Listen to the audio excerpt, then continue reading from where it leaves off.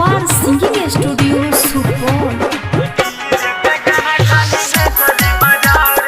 Mix by Parveen प्रेमी।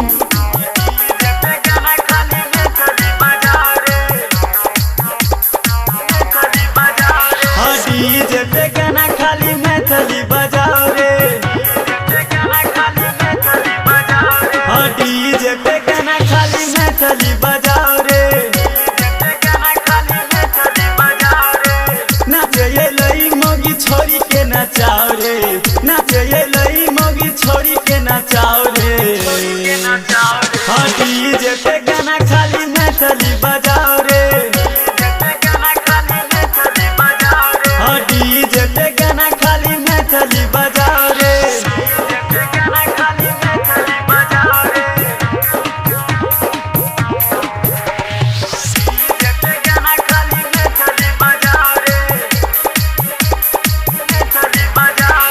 देखे में मुभी छोही लागे छे हसीना। नचोइते नचोइते छोड़ाई द पसीना।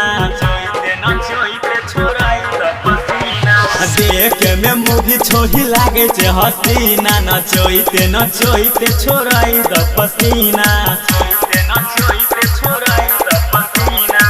नाचे में नहीं तनिको लजाओ रे। नाचे में नहीं तनिको लजाओ रे। डीजे पे गाना खाली मैथिली बजाओ रे। डीजे पे गाना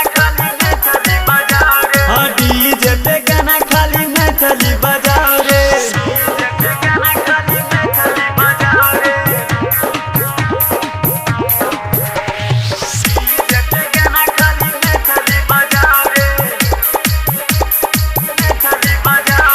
नाच में जदि जब तने महाजा हो। डीजे के बेस बढ़ाई दीह ज्यादा।